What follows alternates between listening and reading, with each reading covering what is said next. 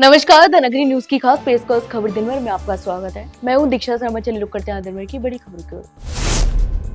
राजस्थान के कृषि मंत्री डॉक्टर करोड़ीलाल मीणा का अपने गृह क्षेत्र दौसा के प्रति गहरा भावनात्मक लगाव एक बार फिर मन से झलक उठा। बुधवार देर शाम दौसा में आयोजित एक डेयरी प्रीमियम खेल प्रतियोगिता के समापन समारोह में युवाओं को संबोधित करते हुए उन्होंने अपने राजनीतिक जीवन के दौर को याद किया। डॉक्टर करोड़ीलाल मीणा ने कहा कि जब मुझे पार्टी से निकाल दिया गया था तब मेरी नैया डूबने वाली थी। उस समय दौसा की जनता ने मुझ पर ऐसा उपकार किया जिसे मैं जिंदगी भर नहीं भूल सकता। यहां तक कि उन्होंने बताया कि जनता के समर्थन से वे निर्दलीय उम्मीदवार के रूप में 1,46,000 वोटों से जीतकर संसद पहुंचे थे। उस समय राष्ट्रीय पार्टियों के उम्मीदवारों की जमानत जब्त हो गई थी। कोटा जिले की लाडपुरा पंचायत समिति में बुधवार को हुई जिला परिषद की बैठक में ऊर्जा मंत्री हीरालाल नागर और शिक्षा एवं पंचायती राज मंत्री मदन दिलावर ने अधिकारियों की कार्यशैली पर कड़ी नाराजगी जताई। इस बैठक के दौरान मंत्री नागर ने खराब सड़कों और विकास कार्यों की गुणवत्ता पर अफसरों को कड़ी फटकार लगाते हुए कहा, तुमने जितने इंजीनियरिंग किए हैं उससे ज्यादा रोड मैंने बनवा दिए हैं, लेकिन फिर भी सड़कों की हालत बर्दाश्त नहीं की जा सकती। उन्होंने लाडपुरा क्षेत्र में हाल ही में बनी डामर सड़क के कुछ ही समय में खराब होने पर ठेकेदार से पूरी राशि रिकवर करने और सड़क को खुदवाकर दोबारा बनवाने के आदेश दिए हैं। जयपुर में बुधवार को भाजपा प्रदेश अध्यक्ष मदन राठौड़ ने कांग्रेस पर तीखा हमला बोला और कहा कि कांग्रेस अविचारहीन और दिशाहीन पार्टी बन चुकी है। राठौड़ ने कहा कि कांग्रेस के पास न विचारधारा बची है और न ही नेतृत्व। भाजपा ने कांग्रेस से सब कुछ छीन लिया है। आज महात्मा गांधी, सरदार पटेल और डॉक्टर भीमराव अंबेडकर के विचारों को आगे बढ़ाने का काम भाजपा कर रही है। राठौड़ ने व्यंग करते हुए कहा कि कांग्रेस के पास अब सिर्फ एक नाम है, राहुल गांधी, जबकि मूल गांधी और उनके विचार भाजपा के पास हैं। उन्होंने कहा कि भाजपा राष्ट्रवादी सोच के साथ देश को नई दिशा दे रही है। मतदाता सूची में बाहरी लोगों पर सख्त रुख अपनाते हुए राठौड़ ने कहा कि भारत कोई धर्मशाला नहीं है कि कोई भी आए रहे और वोटर बन जाए। राजस्थान की सांस्कृतिक धरोहर और विश्व प्रसिद्ध अंतर्राष्ट्रीय पुष्कर मेला 2025 का भव्य शुभारंभ हुआ।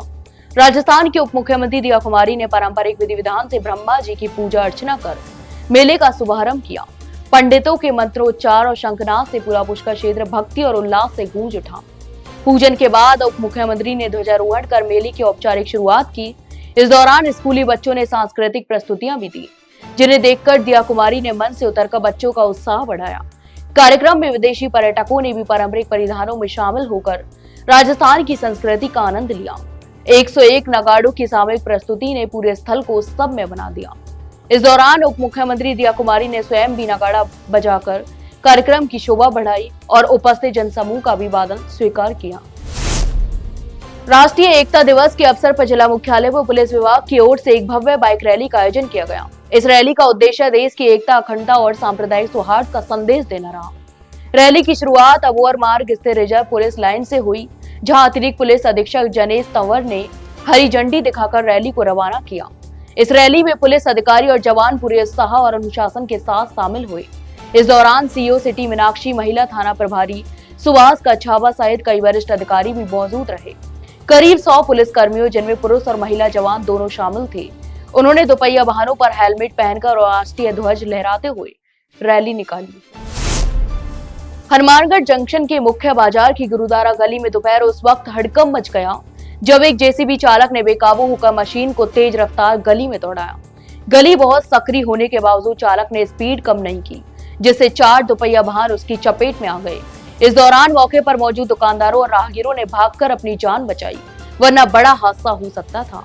इस घटना के बाद मौके पर अफरा तफरी भी मच गई। स्थानीय नागरिकों और दुकानदारों ने जेसीबी चालक को रोकने की कोशिश की, लेकिन चालक गली की जटिल संरचना का फायदा उठाकर जेसीबी सहित फरार हो गया। बताया जा रहा है कि घटना के समय गली में काफी भीड़ थी, जिससे लोगों में भारी दहशत फैल गई। बंगाल की खाड़ी में उठे तूफान और अरब सागर में बने चक्रवात के असर से राजस्थान में पिछले 3 दिनों से लगातार बारिश का दौर जारी है। राजधानी जयपुर समेत कई जिलों में आसमान घने बादलों से ढका हुआ है और ठंडी हवाओं के साथ बारिश का सिलसिला भी जारी है। इससे तापमान में अचानक गिरावट भी दर्ज की गई है और सर्दी का असर भी तेज हो गया है। मौसम केंद्र जयपुर ने गुरुवार 30 अक्टूबर को राज्य के 25 जिलों में बारिश का येलो अलर्ट भी जारी किया है। इनमें नागौर, बाड़मेर, जालौर, जोधपुर, अजमेर, सिरोही, उदयपुर, भीलवाड़ा, चित्तौड़गढ़, राजसमंद, टोंक, जयपुर, दौसा सहित और भी कई जिले शामिल हैं। हनुमानगढ़ जिला कलेक्ट्रेट में दिशा समिति की बैठक आयोजित की गई, जिसकी अध्यक्षता सांसद राहुल कसवा ने की। इस बैठक में सांसद कुलदीप इंदौरा, विधायक अभिमन्यु पुनिया, जिला कलेक्टर खुशहाल यादव सहित कई विभागों के अधिकारी और जनप्रतिनिधि भी मौजूद रहे। बैठक में जिले से जुड़ी बिजली, पेयजल, सड़क, कृषि और विकास कार्यों की प्रगति पर चर्चा हुई।